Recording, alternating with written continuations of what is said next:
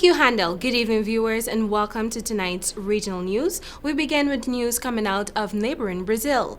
Brazil registered a record number of daily deaths from the novel coronavirus for a second consecutive day, according to Health Ministry data released on Wednesday. Even as city and state authorities move aggressively to open commerce back up, the nation recorded 1,349 new coronavirus deaths on Wednesday and 28,633 additional confirmed cases. Brazil has now registered 32,548 deaths and 584,016 total confirmed cases. Latin America as a whole has emerged as the world's worst coronavirus hotspot, with nations like Peru, Ecuador, Chile, and Panama also grappling with massive caseloads. Mexico also set a new record of 1,092 coronavirus deaths on Wednesday, with cases there blasting past 100,000. In Brazil, right-wing President Jair Bolsonaro has repeatedly downplayed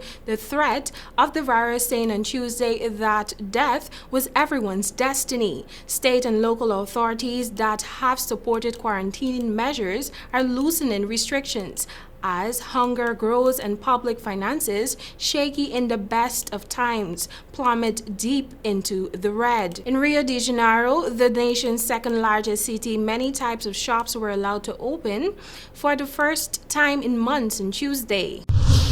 And now a closer look at a report completed by the International Labour Organization. More than 1 in 6 young people have stopped working since the onset of the pandemic, while those who remain employed have seen their working hours cut by 23%, says the International Labour Organization, ILO. According to the ILO, youth are being disproportionately affected by the pandemic, and the substantial and rapid increase in youth unemployment since February is affecting young women more than young men.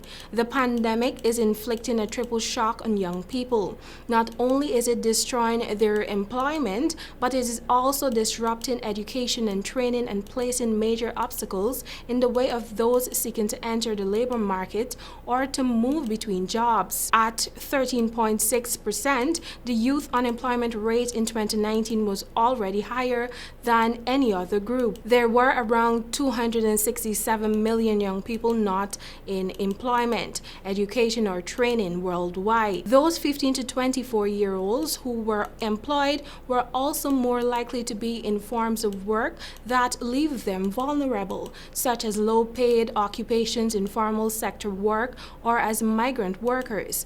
ILO Director General Guy Ryder said the COVID-19 economic crisis is hitting young people, especially women, harder and faster than any other group. If we do not take significant and immediate action to improve their situation, the legacy of the virus could be with us for decades. If their talent and energy is sidelined by the lack of opportunity or skills, it will damage our futures and make it much more difficult to rebuild a better post-COVID-19 economy. In Barbados, the death of African-American George Floyd has sparked protests the world over, and Bajans are adding their voices to the outcry. To show their solidarity, some Barbadians have taken part in online protests using various hashtags and photos, while others have opted to make donations to various organizations which lend financial support to the underground protesters and community. However, some locals wish to take a step further. Those with family and friends directly impacted by racial violence and protests in the U.S. feel the need to stage their own peaceful protests. The Caribbean Movement for Peace and Integration recently issued a notice saying they have applied to the Royal Barbados Police Force to hold a protest in solidarity with African communities affected by racial violence in the United States. This action is scheduled to take place next to the United States Embassy in Barbados on June 6th